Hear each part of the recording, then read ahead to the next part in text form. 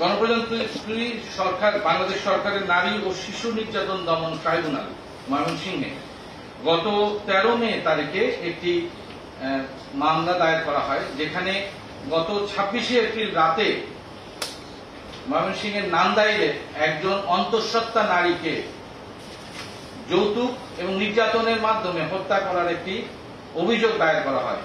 এই অভিযোগের প্রেক্ষিতে যারা মামলার আসামি দুজনকে আমরা গ্রেফতার করি এবং গ্রেফতার করার পরে তাদেরকে আইনের আওতায় নিয়ে আসার জন্যই ক্যাম্পে নিয়ে যাওয়া হয়।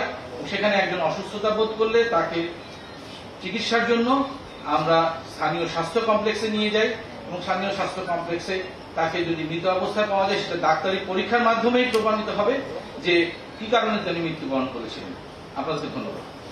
আপনার এই বিষয়টি আমার কাছে পরিষ্কার নয়, তবে আসামি গ্রেফতারের পরেই তাকে ক্যাম্পে নিয়ে যাওয়া হয়েছিল এবং ক্যাম্পে সে অসুস্থতা বোধ করার জন্য তাকে স্থানীয় স্বাস্থ্য কমপ্লেক্সে নিয়ে যাওয়া হয়। আপাতত এটুকুই আমার কাছে আছে। আমার কাছে এ ধরনের কোন সংবাদ আপাতত নেই, সেজন্য আমি এই ব্যাপারে কোনো মন্তব্য করতে পারব না। অবশ্যই তদন্ত কমিটি গঠন হবে, অবশ্যই আইনানুগ প্রক্রিয়া, আমরা আইনের প্রতি অত্যন্ত শ্রদ্ধাশীল। র্যাব একটি আইনানুগ প্রক্রিয়ার মধ্যে দিয়ে এটি যাবেন এবং ডাক্তারি পরীক্ষার মাধ্যমে প্রমাণিত হবে যে আসলে মৃত্যুর সঠিক কারণ। আপাতত এটুকু।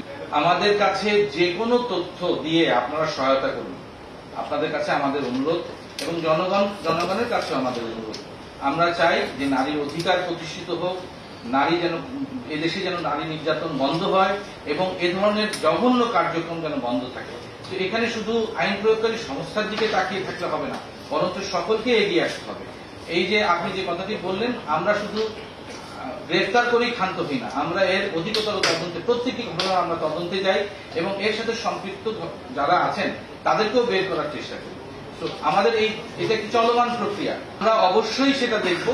আইন এবং সালিশ কেন্দ্র আছে, বিভিন্ন সংগঠন আছে, ভিকটিমের যাতে সুরক্ষা হয়, ভিকটিমের যাতে কেউ এভাবে করে চাপ প্রয়োগ করতে না পারে সে ব্যাপারটা আমরা অবশ্যই নজর রাখি।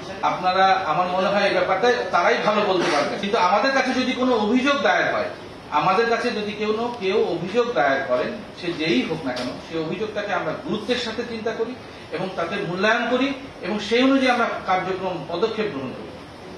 আমাদের কাজ হচ্ছে, আমাদের দেখা হচ্ছে যে অপরাধীকে গ্রেফতার করা।